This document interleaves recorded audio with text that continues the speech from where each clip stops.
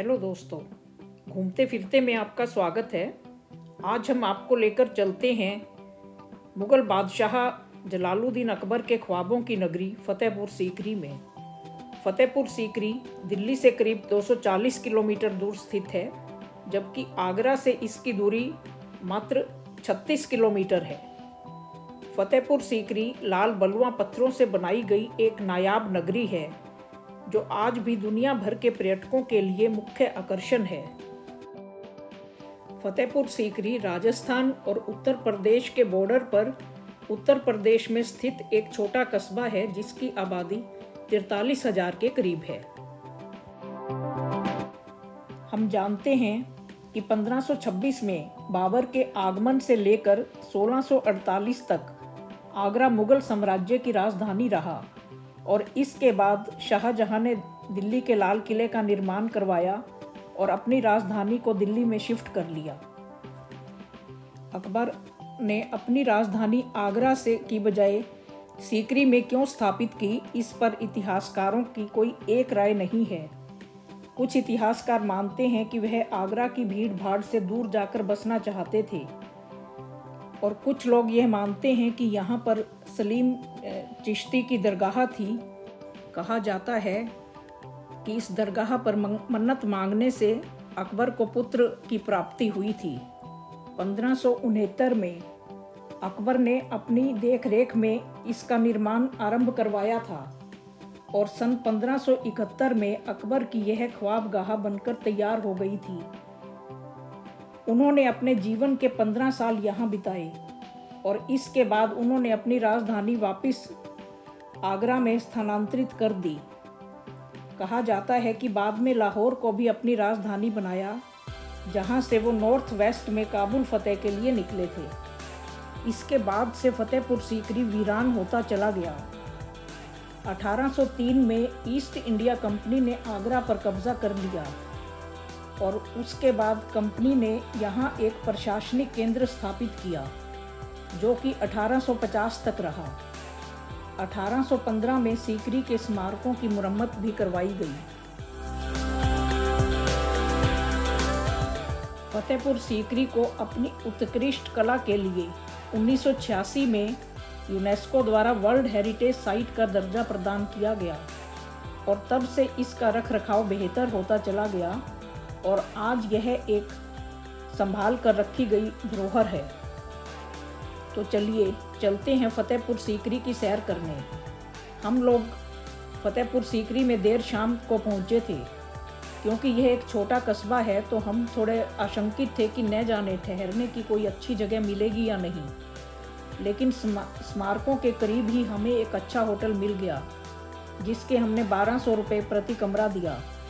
अगली सुबह हम जल्दी उठ गए और चाय पीकर 7 बजे ही हम निकल पड़े इस नायाब धरोहर को देखने।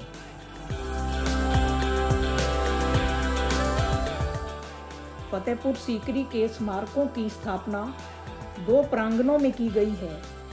एक प्रांगण आवासीय स्मारकों का है, जिसमें जोधाबाई का महल, अनूप तालाब, अन्य रानियों के महल, दीवाने आम, दीवाने खास, पंच महल, बीरबल का महल, ख्वाबगाह आदि प्रमुख हैं। और दूसरा प्रांगण धार्मिक महत्व का है, जो बुलंद दरवाजे के भीतर का क्षेत्र है। इसके अंदर जामा मस्जिद और सूफी संत सलीम चिश्ती की दरगाह प्रमुख स्मारक हैं।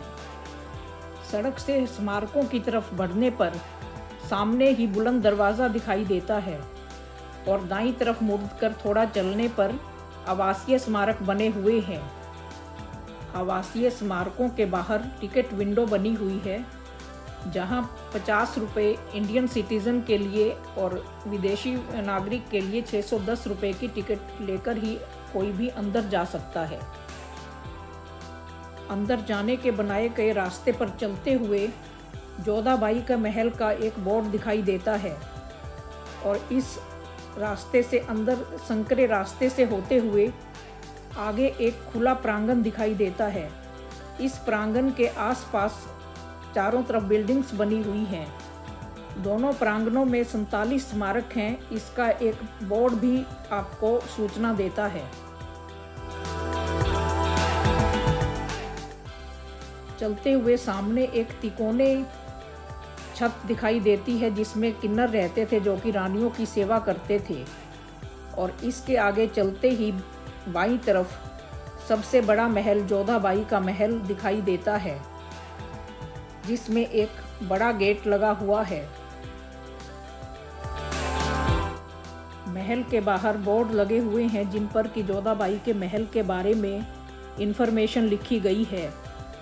जैसे ही हम इस बड़े दरवाजे में प्रवेश करते हैं तो इसके बाद पहले एक हॉल नुमा कमरा दिखाई देता है, जो शायद गार्ड यहाँ पर बैठते होंगे। और इसमें जाने पर अंदर एक प्रांगण दिखाई देता है जिसके तीनों तरफ बिल्डिंग्स बनी हुई हैं, जिनमें कि जोधाबाई का समर पैलेस, विंटर पैलेस और दासियों के रहने के कमरे दिखाई देते हैं। प्रांगण के बीचों बीच तुलसी का पौधा लगाने का एक स्थान भी बना हुआ है। पूरा महल राजस्थानी शैली में बना है, जिसमें बड़े बड़े आले बनाए गए हैं। इसी प्रांगण में एक मंदिर है जो कि जोधाबाई के निजी इस्तेमाल के लिए था। यहाँ की दीवारों पर घंटियाँ बनाई गई हैं। वैसे हर दीवार और छत पर महीन नक्काशी उकेरी गई है। महल के दाईं तरफ एक इमारत दिखाई देती है जिसे जोधाबाई की रसोई बताया गया है। इसकी छत को ढलुआ से समतल कर दिया गया है और इसके बरामदों को हटा दिया गया है।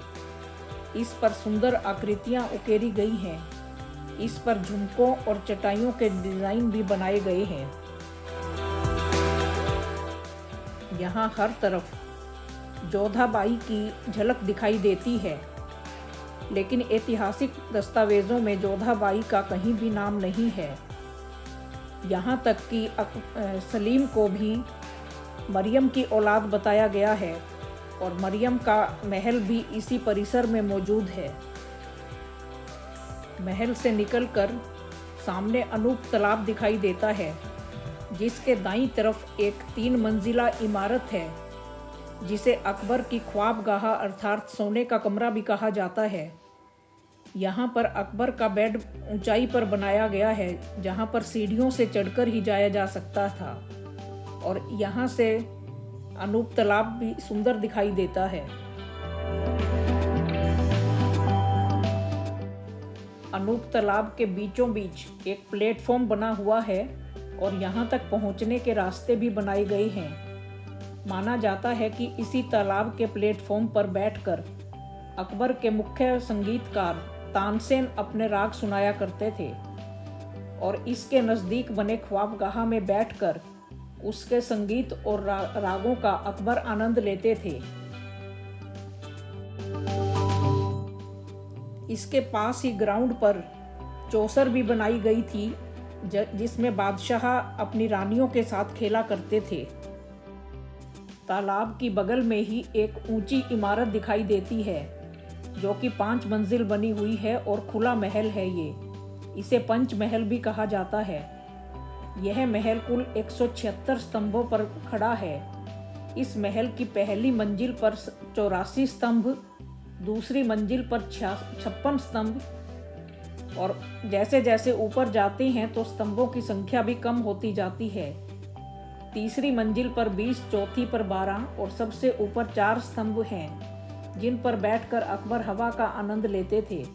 और इसके ऊपर बुर्जी भी बनाई गई है। सामने दिखाई देने वाली 2 मंजिला इमारत दीवाने खास है, जिसके बाहर दीवाने खास का एक बोर्ड लगा दिखाई देता है। यह एक कला का अद्भुत नमूना है। जैसे ही अंदर प्रवेश करते हैं तो पता चलता है कि यह 2 नहीं बल्कि 1 मंजिला इमारत है। इसके बीचों बीच एक भारी भरकम स्तंभ बना है जो कला का अद्भुत नमूना है, महीन नक्काशी से सुशोभित। इस स्तंभ के ऊपर एक गोल स्थान बना है और चारों दिशाओं में इमारत की दीवारों के साथ बनी जगह पर पहुंचने के लिए रास्ते बनाए गए हैं। इस महल को नवरत्न हाल के नाम से भी जाना जाता है, जहां अकबर अपने नवरत्नों के साथ सलाह मशवरा किया करते थे। यह कहा जाता है कि दीन इलाही की शुरुआत भी यहीं से की गई थी। अकबर ने अपने शासन तंत्र को विभिन्न विभागों में बांट रखा था और हर विभाग का अलग मंत्री था। अकबर के नवरत्नों में सबसे अधिक प्रसिद्ध थे राजा बीरबल। अकबर और बीरबल के विभिन्न किस्से यहाँ के लोक साहित्य का हिस्सा रहे हैं। राजा बीरबल के अलावा अन्य रत्न थे संगीत सम्राट तानसेन, इतिहासकार अबुल फजल और फैजी, राजा मान सिंह, राजा टोडरमल, मुल्ला दो प्याजा, अब्दुल रहीम खाने खाना।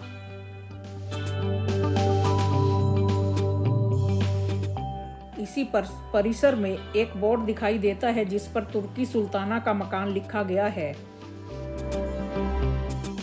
पूरे परिसर में यह सबसे अधिक नक्काशीदार इमारत है। लाल पत्थर से बने इस मंडप में एक ही कमरा है और इसके चारों ओर नक्काशीदार स्तंभों वाले बरामदे बने हुए हैं। इसके अंदर और बाहर फूल पत्तियां और ज्योमेट्रिकल डिजाइन्स बनाए गए हैं। लगता है जैसे यह कारीगरी पत्थर की बजाय लकड़ी पर ही की गई है। कहा जाता है कि 1575 में यह बनकर तैयार हो गया था और इसे बरामदे से लड़कियों के स्कूल के साथ भी जोड़ा गया था। अकबर की पत्नियां रुकैया बेगम और मरियम के महल भी खूबसूरत बने हुए हैं। इन पर पत्थरों पर बारीक कारीगरी की गई है। इसी परिसर में एक बोर्ड दिखाई देता है जिस पर ट्रेजरी खजाना लिखा गया है। यह एक 3 कमरों से बनी हुई इमारत है जिसे आजकल गलती से आंख मिचौनी भी बोल दिया जाता है, जबकि इसमें सोने और चांदी के बने हुए को रखने के लिए यह एक कोष था और बाहर एक छतरी बनी हुई है जिसे माना जाता है कि ज्योतिषी यहाँ बैठते थे, लेकिन असल में खजांची ही यहाँ पर बैठते रहे होंगे। इसके अतिरिक्त परिसर में लड़कियों का स्कूल, जनाना अस्पताल, बावड़ी आदि भी बनाई गई है। परिसर की बाहरी सीमा पर कई गेट बनाए गए हैं।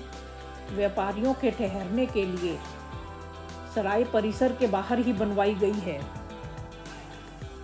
कुछ देर विभिन्न स्मारकों को देखने के बाद हम चल दिए बुलंद दरवाजे के परिसर की ओर। इस परिसर में अंदर जाने के लिए बुलंद दरवाजे के अलावा और भी गेट्स बनाए गए हैं। हम लोग जोधा महल के रास्ते में पड़ने वाले गेट से इस परिसर में गए।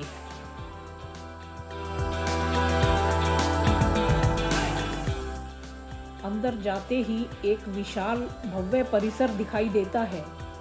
इस परिसर में जामा मस्जिद और सूफी संत सलीम चिश्ती की दरगाह इस मुख्य आकर्षण है। यहाँ जामा मस्जिद लाल रंग के पत्थरों से बनी है, वहीं सलीम चिश्ती की दरगाह सफ़ेद संगमरमर के पत्थरों से बनाई गई है। यहाँ चारों ओर यात्रियों के रुकने के लिए बने हुए कमरे भी दिखाई देते हैं। संगमरमर की बनी हुई इस दरगाह में चारों तरफ हवा के लिए जालियां बनाई गई हैं और हर जाली का डिज़ाइन अलग है। ऊपरी हिस्से पर महीन कारीगरी से भरपूर घुमावदार सपोर्ट बनाई गई है। इस दरगाह का निर्माण अकबर के बड़े बेटे सलीम के दूसरे जन्मदिन के मौके पर करवाया गया था। ऐसी मान्यता है कि सलीम चिश्ती ने इसकी जन्म की भविष्यवाणी की थी। हालांकि इन बातों का कोई वैज्ञानिक आधार नहीं होता। हालांकि आसपास के इलाकों से बड़ी संख्या में यहाँ विशेष अवसरों पर लोग मन्नत मांगने और शुक्रिया अदा करने आते हैं और विशेष अवसरों पर यहाँ कव्वाली का प्रोग्राम भी किया जाता है।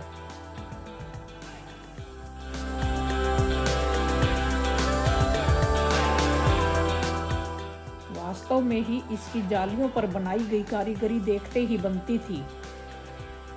सभी समुदायों के लोग यहाँ पर आते हैं और इस परिसर में अनेक बॉलीवुड फिल्मों की शूटिंग भी हो चुकी है।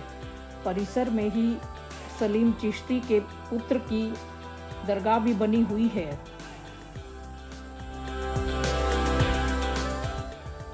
और कई मकबरे भी दिखाई देते हैं।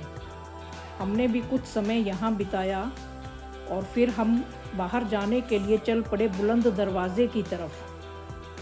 बुलंद दरवाजे के भीतर बने हुए विशाल गुंबद की खूबसूरती देखते ही बनती है। यहाँ अलग अलग ज्योमेट्रिकल डिज़ाइंस दिखाई देते हैं। इसके अलावा यहाँ पर छोटी मोटी दुकानें भी सजी हुई हैं। बुलंद दरवाजे के सामने पहुंचकर हम इस दरवाजे की बुलंद तस्वीर देख पाए। दुनिया का सबसे ऊंचा जाना जाने वाला यह दरवाज़ा 50 सीढ़ियों के ऊपर बना है और इसकी कुल ऊंचाई 54 मीटर है, जहां से फतेहपुर सीकरी गांव दिखाई पड़ता है।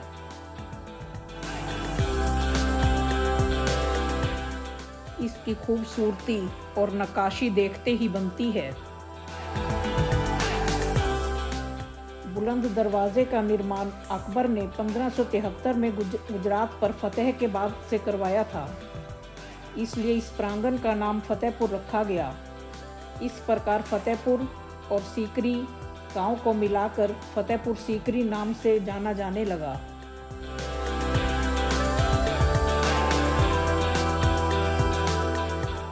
इसके प्रांगण में करीब 2 घंटों तक घूमने के बाद हम थक चुके थे और भूख भी लग चुकी थी। जैसे ही हम बुलंद दरवाजे की सीढ़ियां उतरकर नीचे सड़क पर पहुंचे तो देखा कि वहां कई रेहड़ियां खड़ी हैं जिन पर काफ़ी भीड़ है। पास जाकर देखा तो पाया कि यहाँ बिरयानी बिक रही है। भूखों को और क्या चाहिए था। हमने भी वहाँ खड़े होकर गर्मा गर्म बिरयानी खाई, चाय पी और चल पड़े अपने होटल की ओर।